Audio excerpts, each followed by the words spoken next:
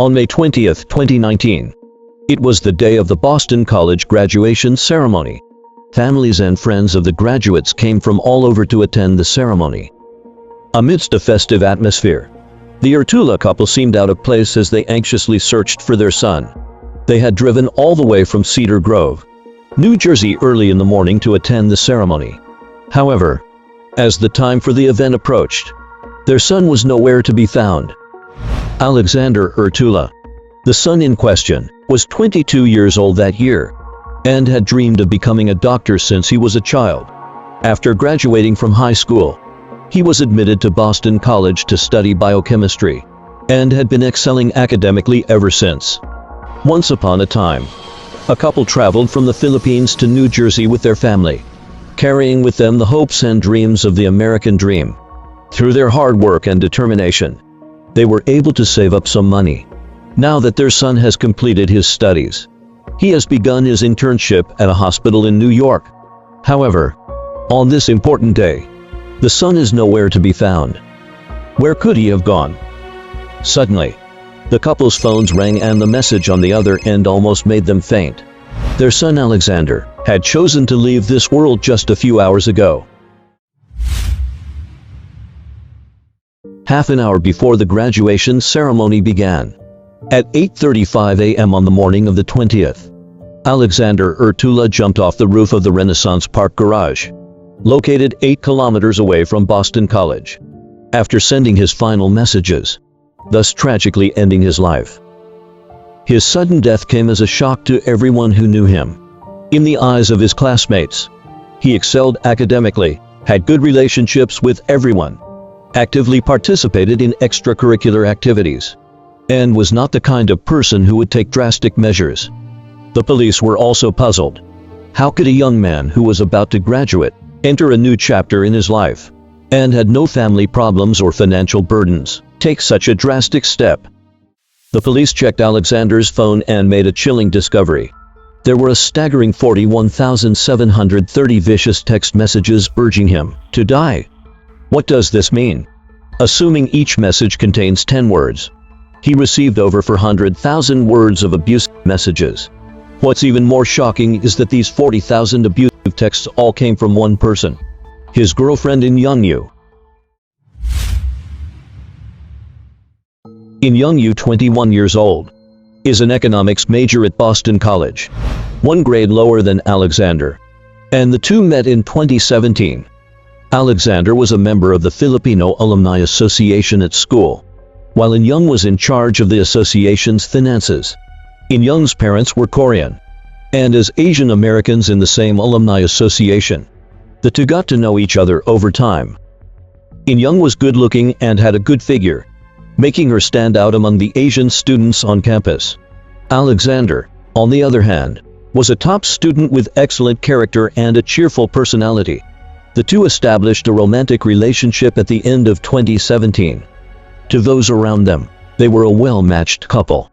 At first, their relationship was harmonious and their messages to each other were full of sweetness. Their friends also said that the two were almost inseparable during that time. However, since the summer of 2018, this relationship has turned sour. In Young's controlling behavior became increasingly dominant. According to the police's analysis of their conversations, the cause of the problem was that Alexander met with his former girlfriend from the same school, without notifying In Young in advance. As a result, she became enraged and began to mentally abuse Alexander, until he became so overwhelmed that he took his own life. Over the course of these 18 months, In Young would send Alexander a barrage of insulting messages every single day.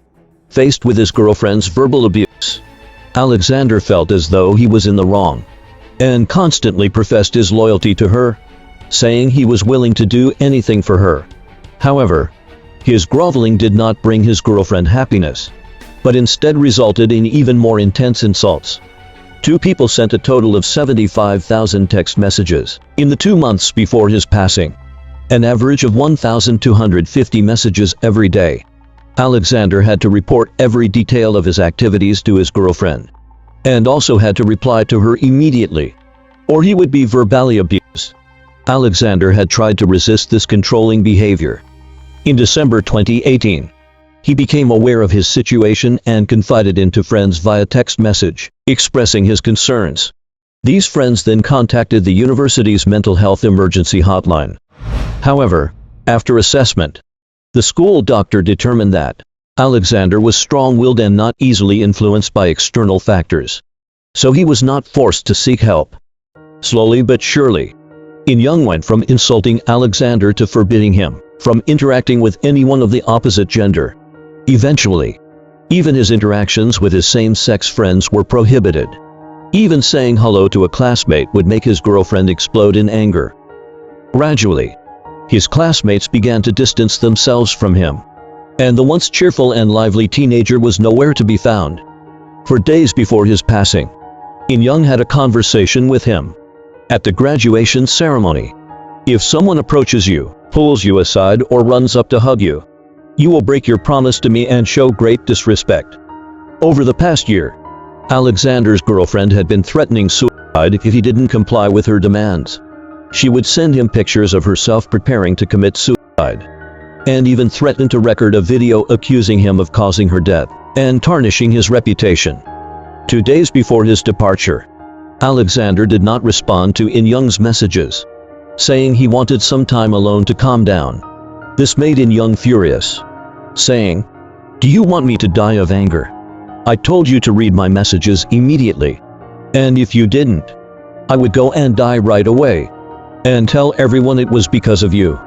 I threatened you with my own life, just to get you to do it. Why do you want to challenge me?" Poor Alexander is now caught in an endless loop, his self-awareness completely destroyed. Even in his last moments of life, he clings to this twisted love. Just before jumping, he says, "I haven't been talking to anyone, and I won't talk to anyone anymore. I'm happy to spend my last night with you, and I'll love you until the very end of my life." When his girlfriend asked where he was, he replied that he wouldn't go anywhere anymore, that this was a goodbye, and that it wasn't her fault, but his. In Young's first reaction was disbelief that he wanted to leave her. When Alexander told her he was on a high building, ready to jump and leave everyone behind, In Young panicked. She probably didn't expect her boyfriend to actually contemplate suicide. In Young begged him not to take his own life and drove to his location. But it was too late. He had already ended his life. The death of Alexander caused a huge blow to his family. Upon learning the details, they strongly demanded that In Young be brought to justice. Some argued that Alexander took his own life and In Young was only verbally abusive, which is not considered a crime. Others believed that Alexander had a poor ability to withstand psychological pressure and could not tolerate a few insults, so he chose to end his life. However, Rachel Rollins, the district attorney in Suffolk County, Massachusetts, sees things differently. She believes that In Young is responsible for Alexander's death. The victim did not just suffer a few insults, but endured repeated psychological abuse day after day. Although In Young did not physically harm Alexander, every insulting message pushed him to the edge. Before meeting In Young, Alexander was a happy and positive person. However, after being with her, In Young's abusive behavior almost defined their entire relationship. Even on the day of the 20th, when Alexander was preparing to end his life, she did not immediately contact the police and emergency personnel, but instead went alone, with the false hope that she could just talk her boyfriend out of it. She missed the last chance to save a young life. The prosecutor decided to formally charge In Young with intentional homicide. In August 2019, In Young heard rumors and dropped out of Boston College, returning to Korea. On August 19th of the same year, a grand jury unanimously decided to extradite her back to the United States for trial. In Young refused to plead guilty and insisted that Alexander's decision was his own, and that there was no deliberate intent in her actions. The prosecutor settled for charging her with manslaughter. However, In Young's defense lawyer argued that she was simply exercising her freedom of speech, and that the conversation between the two was voluntary on both sides. On December 23, 2021, both parties in the prosecution reached a consensus, and In Young admitted to the charge of involuntary manslaughter. She was sentenced to 2 years and 6 months in prison. with an additional 10 years of probation.